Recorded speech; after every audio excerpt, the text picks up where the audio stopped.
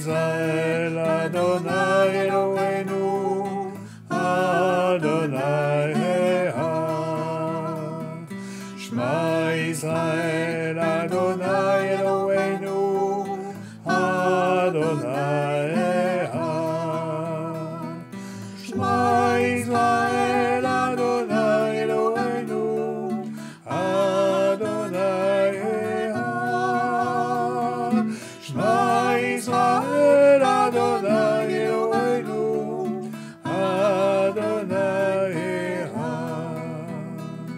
Écoute Israël, le Seigneur est notre Dieu, le Seigneur est un.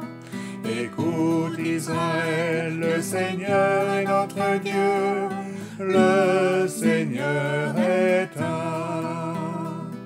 Écoute Israël, le Seigneur est notre Dieu, le Seigneur est un. Écoute Israël, le Seigneur est notre Dieu, le Seigneur est un. Shema Israël, Adonai Eloheinu, Adonai Echad. Shema Israël, Adonai Eloheinu, Adonai Echad. Shema Israël, Adonai Eloheinu, Adonai Echad. Shema Israël, Adonai Eloheinu, Adonai Echad. Jésus a dit un jour, c'était à l'occasion d'une réception, il était présent, il avait été invité, et à un moment donné, pendant la cérémonie, enfin la réception plutôt, il dit cette phrase, « Quiconque s'élève sera abaissé, et quiconque s'abaisse sera élevé. » Déjà, ça nous situe, on va lire le texte dans son contexte, ça nous situe dans la pensée de Jésus, dans la justesse de Dieu, dans l'à-propos de Jésus.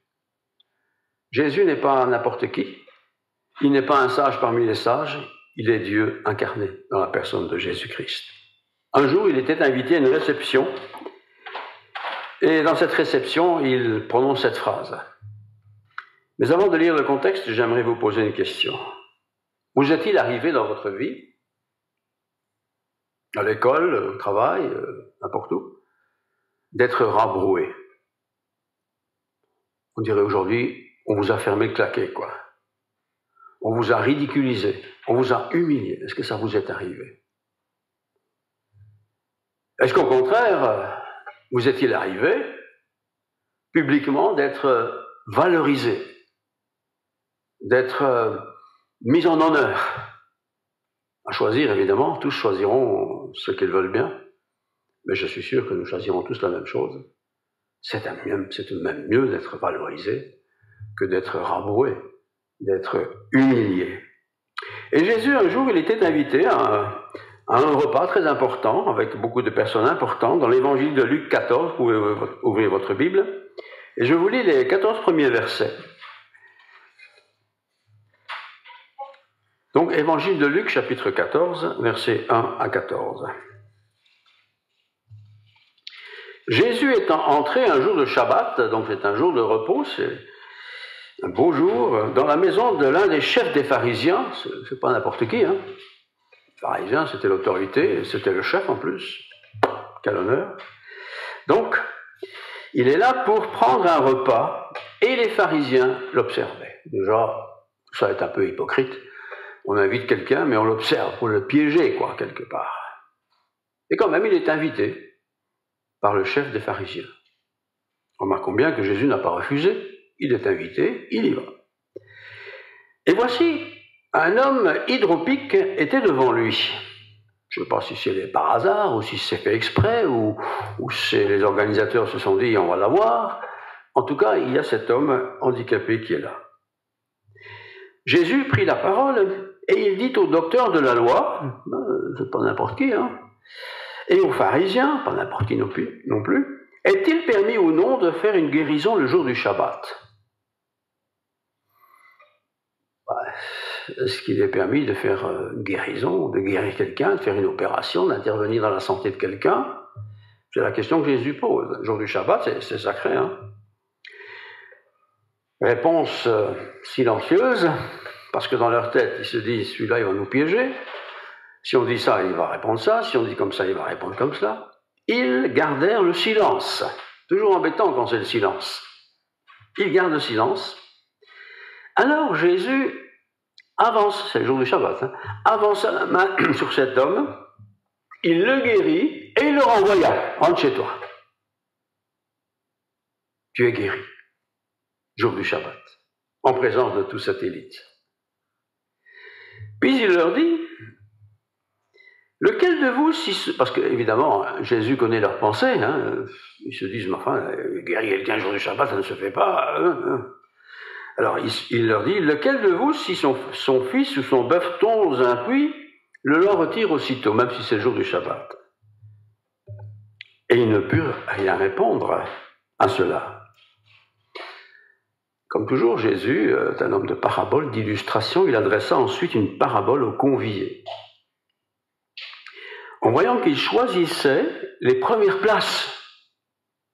Ici, vous avez une tendance à choisir tous les dernières places. Pour venir devant, on ne vous mettra pas derrière. Ils choisissèrent les premières places. Et il leur dit, lorsque tu seras invité par quelqu'un à des noces, les noces, c'est un moment important de la vie sociale, ne te mets pas à la première place, de peur qu'il y ait parmi les invités une personne plus éminente que toi,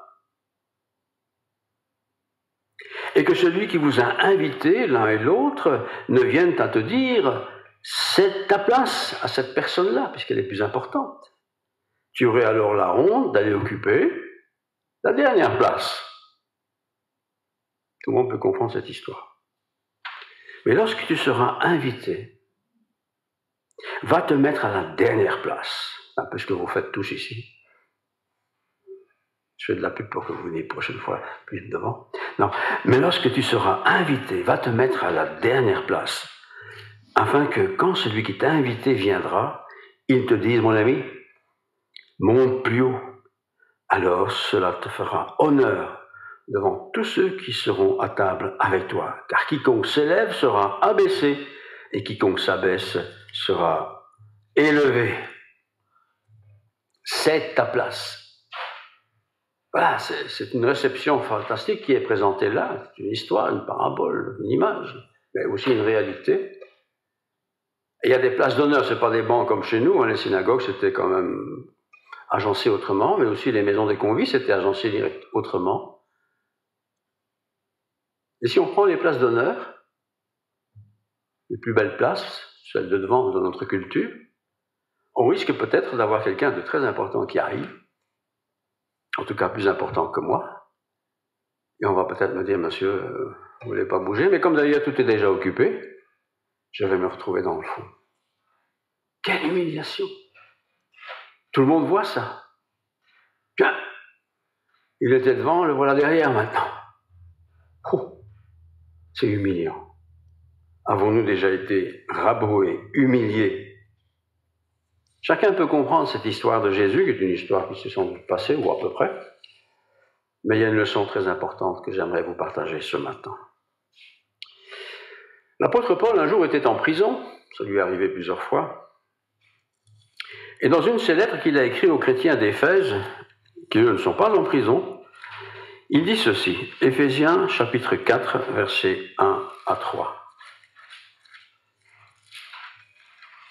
C'est un beau texte.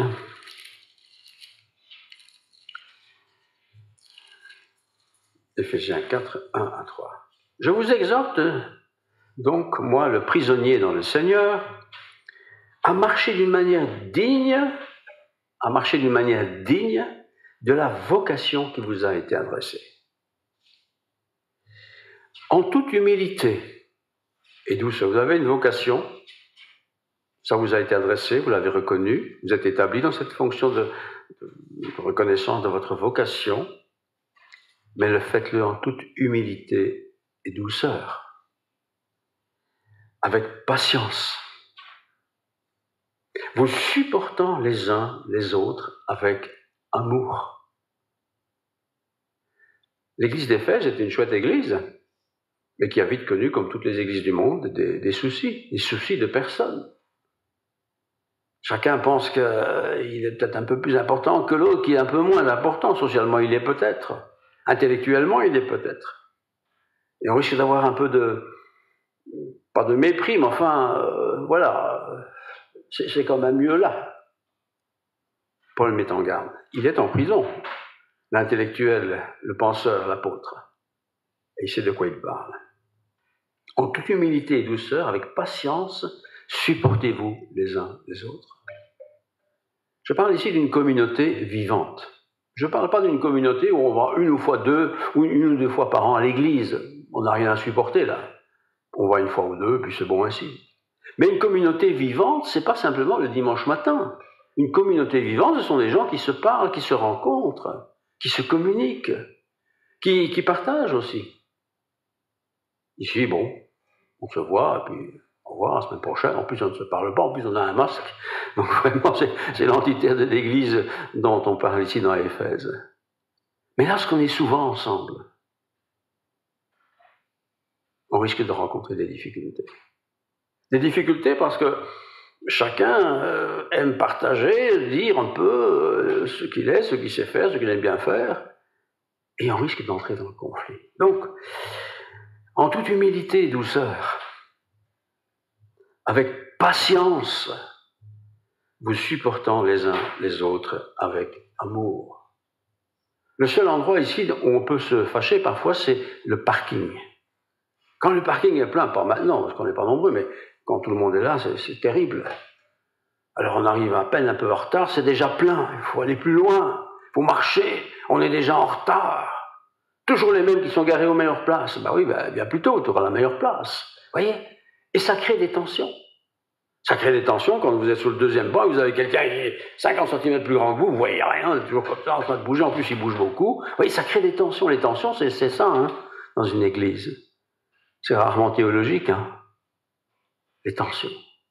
Parce que quand la pandémie sera finie, on va voir l'église qui sera pleine, tout à nouveau, avec des enfants qui bougent, des gens qui touchent un peu, ils touchent, bon.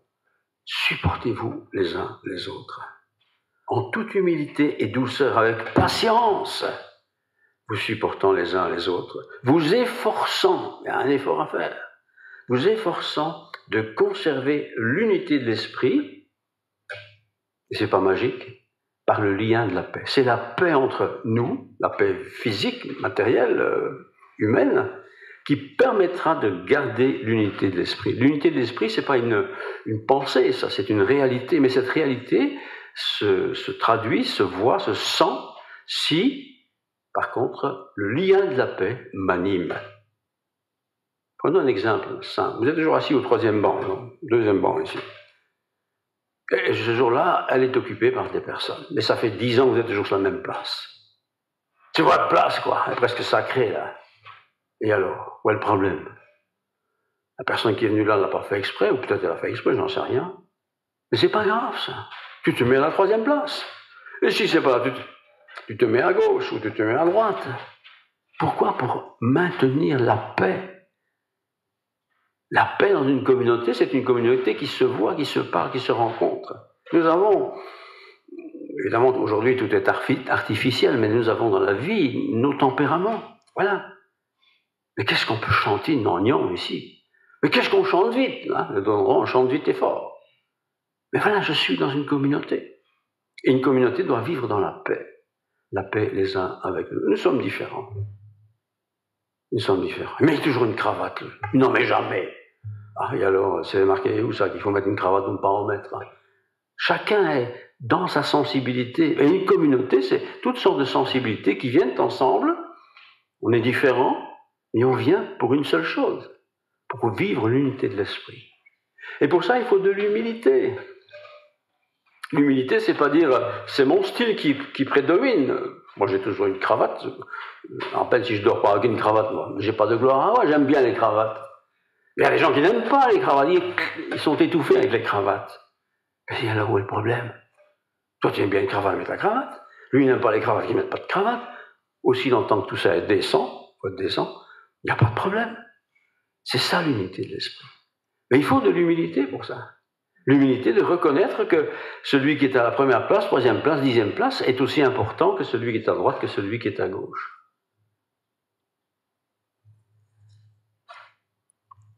4:1-3. Vous efforçant de conserver l'unité d'esprit par le lien de la paix. L'unité de l'esprit, on pourrait dire ça, c'est très spirituel. Le lien de la paix, c'est très, très humain. Eh bien oui, mais c'est notre vie humaine, terrestre, celle qu'on peut toucher, qui détermine un peu la façon dont l'Esprit de Dieu va être maintenu, uni dans une communauté. Dans une communauté, pas seulement une communauté d'ailleurs, un groupe, des gens qui se rencontrent en semaine pour papoter un peu ensemble, des gens qui vivent ensemble aussi, des hommes, des femmes. L'unité de l'Esprit dans tout cela doit être maintenue par le lien de la paix. La paix, c'est très important. Et puis, bien entendu, j'aurais pu commencer par là, il y a la paix que Dieu donne, la paix de l'Église, mais aussi la paix avec moi-même. Parce que parfois, je ne suis pas en paix avec moi-même. Je suis fâché avec Dieu, ou je suis fâché, je sais pas, sur moi-même. Bon, il faut que je fasse la paix. N'attendons pas d'avoir 60 ans ou 70 ans. La paix se fait chaque jour. Et si j'ai été source de guerre, rétablissons cette source de guerre en une source de paix. Vous efforçant, il y a quand même un effort à faire. Tout n'est pas automatique. Tout n'est pas l'affaire des autres. Je suis aussi concerné.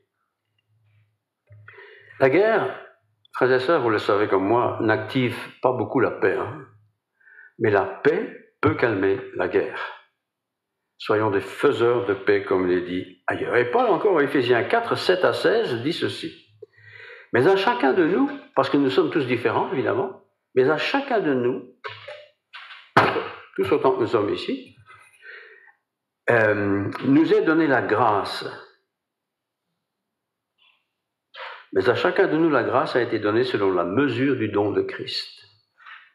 Et comme la mesure du don de Christ est extraordinairement extensible, ce n'est pas une petite goutte, la grâce de Dieu est infinie, il nous donne cette grâce. C'est pourquoi il est dit, étant monté dans les hauteurs, il a aussi emmené des captifs et il a fait des dons aux hommes, aux humains. Or, que signifie il est monté, sinon qu'il est aussi descendu?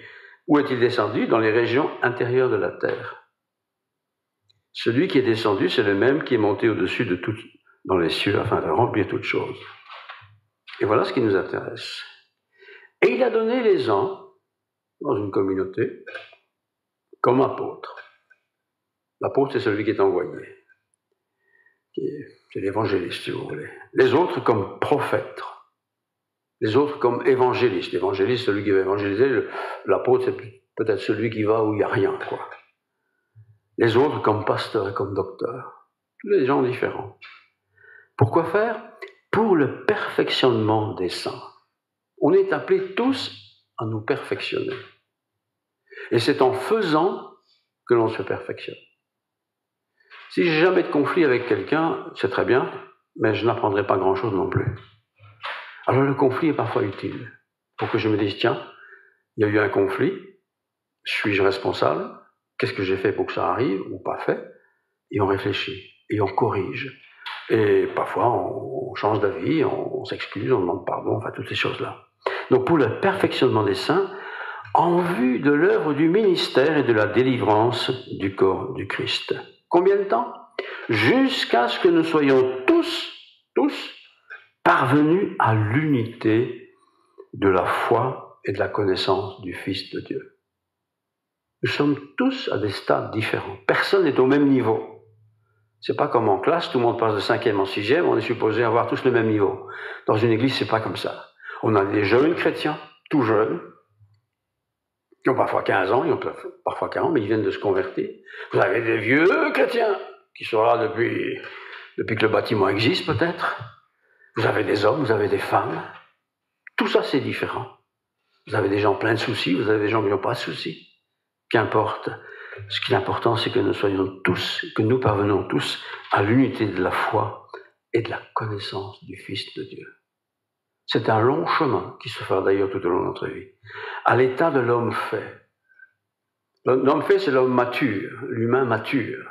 Celui qui ne se prend pas la mouche pour une queue de cerise qui est passée, quoi. À l'homme d'état, à la mesure de la stature parfaite de Christ. Et ainsi, nous serons plus des enfants. Les enfants, ça se chamaille pour une queue de cerise. Hein. Le chrétien ne doit pas chamailler pour une queue de cerise. Oui, je me suis toujours garé là. Et quelqu'un a pris ma place. Et alors, où est le problème? Garde-toi à côté ou plus loin, c'est pas grave. Je prends l'exemple de ça parce que c'est facile. Mais c'est comme ça, quand on va sortir de la pandémie, on va retrouver un peu tous ces gestes. Hein. Ainsi, nous ne serons plus des enfants flottants et emportés à tout vent de doctrine. Ah, je vais changer d'église parce que là-bas c'est mieux, là-bas c'est bien. C'est du changement qui n'est pas bon, ça. Par la tromperie des hommes. Il y a des trompeurs par les ruses et les moyens de séduction. Mais en confessant la vérité, confesser, c'est déclarer. Mais en professant la vérité dans l'amour, nous croîtrons à tous égards en celui qui est le chef, le Christ. Et comme je grandis, c'est comme un enfant, quand il est tout petit, il fait des choses de petit, il sait pas que c'est bien, c'est pas bien. Il apprend, et puis il va vouloir être un peu imposant, il voudra imposer. Moi, je sais mes jouets, c'est pas les tiens. Et il apprend, il grandit, et il va devenir quelqu'un d'adulte. C'est la même chose dans la foi. Et une communauté connaîtra toujours ça, puisqu'il n'y a pas que des vieillards dans une communauté. Il y a des jeunes, il y a des enfants, il y a des jeunes adultes, il y a des jeunes convertis, il y a des gens qui ne sont même pas convertis. Et pourtant, nous sommes appelés à vivre dans l'espérance, mais aussi dans la communion fraternelle, et à nous supporter les uns les autres. Voilà. Efforcez-vous. Alors, pour revenir à notre histoire initiale de cet agape qui était organisé, cette fête où Jésus avait été invité, où il dit, voilà, ne vous mettez pas à la première place, ne cherchez pas la première place. Car si quelqu'un de plus important arrive, vous serez relégué à la dernière place. Et quelle humiliation alors! Quelle humiliation! Et pourquoi Jésus dit-il cela? Éphésiens 4, 7 à 16, à chacun de nous, la grâce a été donnée selon la mesure du don de Christ. C'est pourquoi il est dit, étant monté dans les hauteurs, il a emmené avec lui des captifs. Il a fait des dons aux hommes. Et que signifie il est monté, sinon qu'il est aussi descendu dans les régions inférieures de la terre? Celui qui est descendu, c'est le même qui est monté au-dessus de tous les cieux afin de remplir toutes choses. Et puis il a donné les uns, comme je l'ai déjà dit. Nous sommes différents. Nous sommes différents parce que nous sommes des générations différentes. Nous sommes hommes-femmes. Nous sommes nés dedans où on n'a jamais connu les choses spirituelles. On commence à découvrir. On est différents. Mais c'est la différence qui fait notre richesse. Si nous étions tous identiques, on pense la même chose, on réagit de la même façon. Bonjour l'ambiance, quoi. Mais parfois, malgré tout, il y a des tensions possibles, il y a des disputes possibles, des énervements possibles. Peut-être qu'on va claquer la porte, on dit je ne viens plus, c'est fini. Tous des hypocrites, c'est ce genre de mots qui est facilement lancé et pourtant qui sont peut-être vrais à ce moment-là, mais c'est passager tout ça. L'importance. L'unité, frères et sœurs, dans une communauté implique du renoncement. On ne peut pas avoir l'unité en obligeant tout le monde de penser comme moi. Non, l'unité exige même le renoncement. Renoncement à ce que moi je pense important. C'est peut-être important d'ailleurs. C'est sûrement important puisque je le pense. Mais je suis prêt. Est-ce que je suis prêt à renoncer à ça pour la paix dans le groupe, dans la communauté? Ça implique aussi peut-être l'effacement. J'ai l'habitude de toujours me mettre à la première place. Hein. C'est l'histoire dont Jésus parle. Et il a le droit puisqu'il est grand chef. Il a toujours une place avec un beau fauteuil réservé pour lui. Mais non, les bancs sont tous les mêmes. Hein. Même couleur. Ils craquent tous autant. Si je suis le dernier, je suis le dernier. Je suis le premier, c'est pas grave. C'est pas ça qui est important. L'unité demande renoncement, effacement, l'unité demande la vérité, en professant la vérité. Et comment? C'est pas simplement de dire, voilà, c'est comme ça et c'est pas autrement. En professant la vérité dans l'amour. Il faut dire la vérité, mais il faut la dire dans l'amour. Si je dis la vérité d'une manière sèche et droite comme un juge peut le faire, je ne vais certainement pas entretenir de bonne communion. Nous croîtrons, donc, dans ces conditions-là, professant la vérité dans l'amour, nous croîtrons à tous égards en celui qui est le chef, Christ. Quand je partage les choses dans l'amour, quand je me déplace, pour reprendre l'exemple du banc, si je me mets au 3e banc parce que celui qui est là, il préfère être au 1er banc, mais si, c'est pas grave. Si ça augmente notre relation, notre amour, vous comprenez? Je parle de l'église, ça peut être autre chose. Ça peut être dans la famille aussi, ou le voisinage. En tout cas, ici, c'est pour la grâce de Dieu. Alors, quelques versets en vrac de l'Ancien Testament, parce que ce n'est pas que le Nouveau Testament qui parle de ces choses, bien au contraire. Psaume 18, 27. Tu sauves le peuple qui s'humilie, et tu abaisses les regards hautains. Psaume 18, 27, je relis. Tu sauves le peuple qui s'humilie. Le peuple pense qu'il faut être orgueilleux, vaniteux et puissant pour dominer l'autre. Non, tu sauves le peuple qui s'humilie. Le peuple, c'est un groupe, ça. Et tu abaisses les regards des hautains. Ça, c'est Dieu qui le fait. Tu abaisses les regards de ceux qui se la prennent, quoi. Psaume 138, verset 6. L'Éternel est élevé. Et il voit les humbles. Dieu voit tout, hein. Il voit les humbles. Pas qu'il se lui, je te suis reconnaissant parce que je suis plus humble que les autres. C'est pas ça. Mais il voit les humbles. Le humble, c'est celui qui reconnaît l'autre comme important, au moins aussi important que lui, si pas plus. Dieu voit les humbles et il reconnaît de loin les orgueilleux. Ça, c'est un orgueilleux. Et des orgueilleux, il y en aura toujours. Des gens qui savent mieux, il y en aura toujours. Dieu les reconnaît. Proverbe 15, 33. La crainte de l'Éternel enseigne la sagesse. On ne sait pas toujours comment il faut faire, hein, c'est vrai. Mais la crainte de Dieu, c'est-à-dire le respect de Dieu, l'honneur de Dieu, quand je cherche cela, eh bien, l'Éternel enseigne la sagesse. La sagesse, c'est savoir comment faire les choses. L'intelligence, c'est la connaissance, mais la sagesse, c'est savoir comment je fais. Comment je fais pour cette personne qui se met au 2e rang, mais qui est tellement grande, et quand elle est là, je ne vois rien.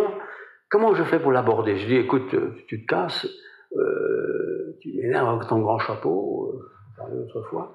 Comment je fais pour aborder? Comment je fais pour lui parler? Sans la blesser, bien entendu. Tu vois? La crainte de l'Éternel enseigne la sagesse, et l'humilité précède la gloire. Incroyable, ça. L'humilité précède bien avant la gloire. Et souvent, on veut être glorieux avant de commencer par l'humilité. C'est tout le contraire. Mais ça, c'est la parole de Dieu, donc on fait confiance que c'est vrai. L'humilité, c'est pas dire je suis une carpette. Je suis pas une carpette, nous sommes créés à l'image de Dieu. Nous sommes importants. Dieu nous élève. Mais je ne dois pas prendre mon élévation pour être orgueilleux et écraser les autres. Proverbe 18, 12. Avant la ruine, le cœur de l'homme s'élève, mais l'humilité précède la gloire. Combien de sociétés ont été ruinées, pas à cause des autres, mais parce qu'ils se sont pris la tête, quoi. Ils ont voulu grandir pour être comme l'autre là-bas. Ils ont voulu grandir, ils ont voulu engager. Oui. Avant la ruine, le cœur de l'homme s'élève, mais l'humilité précède la gloire. C'est jamais ce qu'on nous enseigne à l'école. Soyez humble et vous aurez la gloire. On n'enseigne jamais ça. Sur le premier de classe, comme si le premier de classe est plus important que celui qui est à la dernière place et qui a fait tout son possible. Voyez? Heureusement, c'est plus comme ça dans les écoles. Mais je me rappelle, quand j'étais petit, distribution des prix de fin d'année, 25 élèves, premier de classe, c'était le premier, c'était le plus malin. Hein.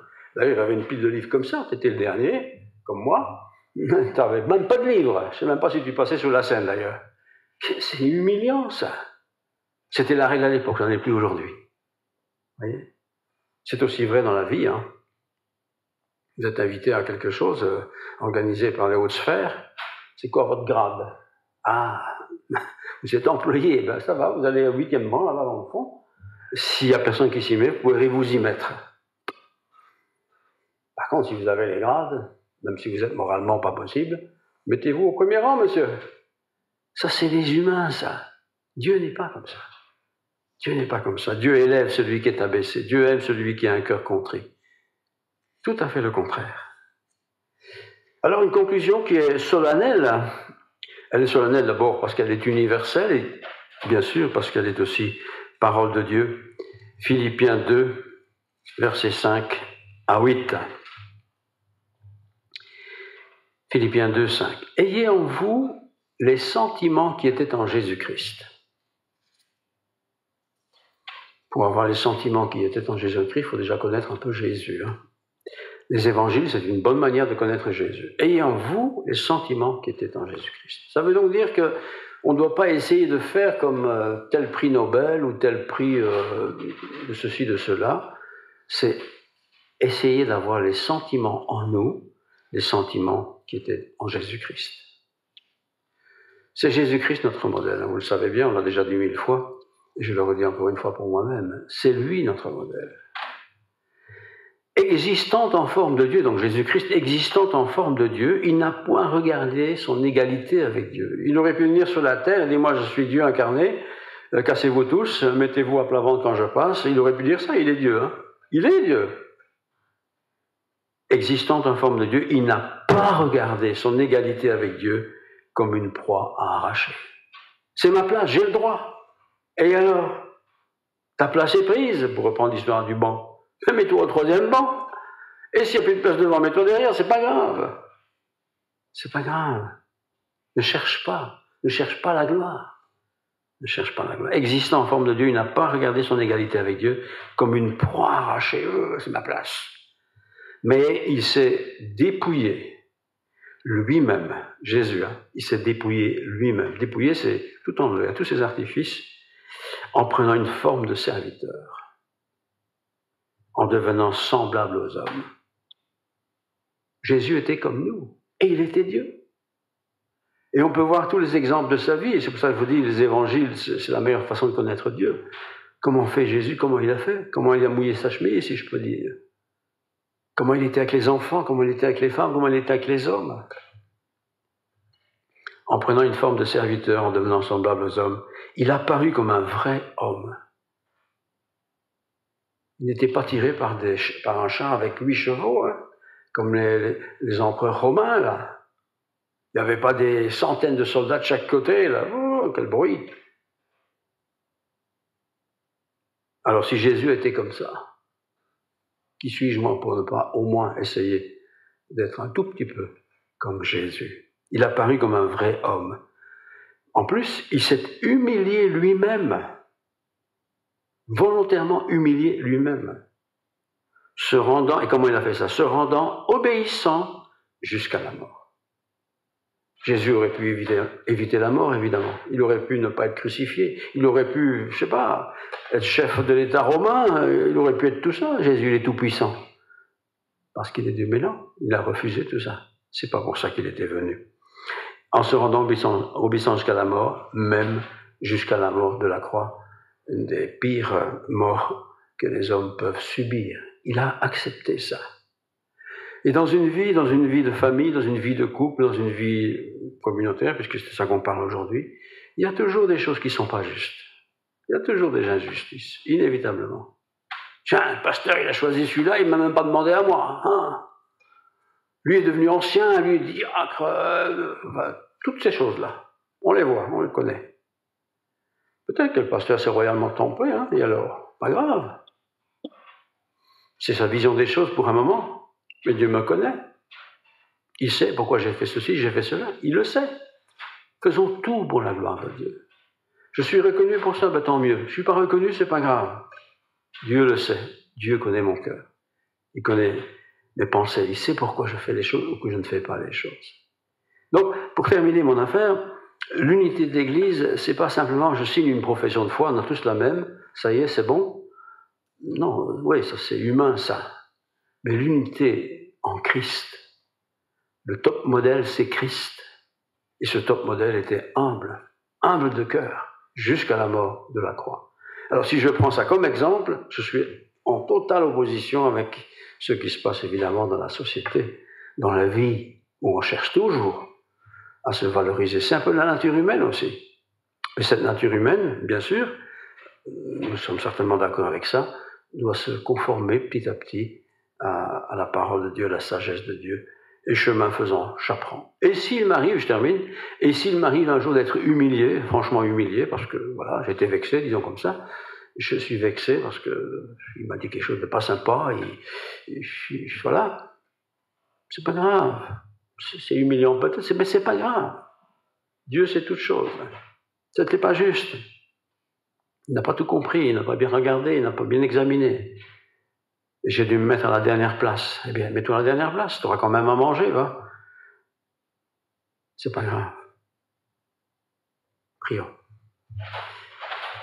Seigneur, c'est vrai que c'est pas grave, mais c'est pas facile. C'est pas facile d'être rabroué. Et c'est pourquoi tu as dit, quand tu es invité, ne te mets pas à la première place, car tu risques justement de perdre cette première place. Mais quand tu es invité, mets-toi dans la discrétion, afin que tu sois élevé. Non pas que c'est le but en soi, mais tu seras peut-être invité à remonter les rangs. Tu seras peut-être invité à prendre la parole. Tu seras peut-être invité à être questionné. Oui, Seigneur, tu as été notre exemple en toutes choses. Tu n'as pas cherché la gloire. Tu n'as pas non plus fait de compromis pour qu'on t'apprécie. Et toutes ces histoires, ces paraboles, ces images qui sont dans l'Évangile nous aident à comprendre ce qu'est l'Évangile. Tu aurais pu, d'un coup de baguette, exterminer toute cette nation rebelle. Mais non, tu n'as pas fait ça. Car tu les aimes tous et tu veux le bien de tous. Que nous aussi, nous puissions nous aimer les uns les autres et aimer le bien de chacun. Bientôt, Seigneur, nous serons libérés de cette pandémie. Nous pourrons retrouver une vie chrétienne normale, sans masque. On se verra mieux, on s'appréciera mieux sans doute. Mais aussi, en même temps, on va se retrouver plus nombreux avec peut-être des choses qui seront plus visibles et qui nous dérangeront. Peut-être nous dérangerons aussi d'ailleurs. Aide-nous, Seigneur, à ne pas chercher la gloire, mais chercher ta gloire. Que la paix du Christ Jésus, la plénitude de l'Esprit Saint, la bonté de Dieu anime nos cœurs, nos pensées, que nous puissions rechercher sans cesse la gloire de ton nom, ici, dans nos maisons, dans nos foyers, dans notre lieu de travail, que tu sois glorifié par nos vies. Au nom de Jésus, te prions. Amen. J'étais perdu, tu m'as trouvé. J'étais perdu, tu m'as trouvé. De toi j'étais si éloigné. J'étais perdu, tu m'as trouvé.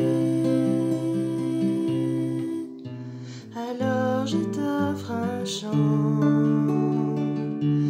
J'étais aveugle, mais là je vois. J'étais aveugle, mais là je vois. Tu as posé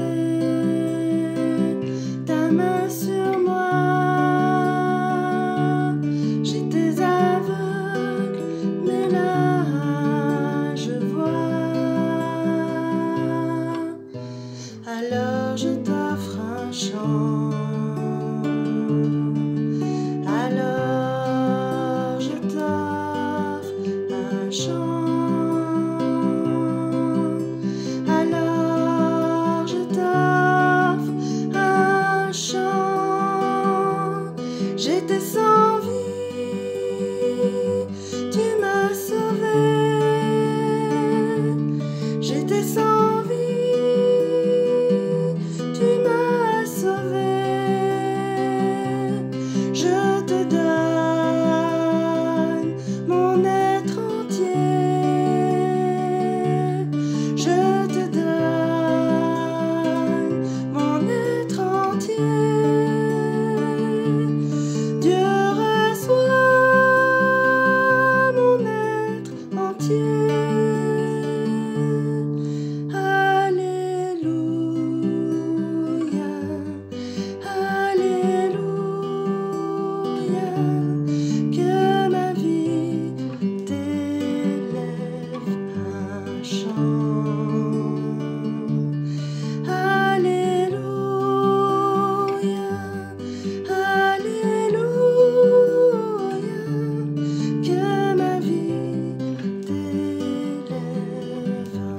chant.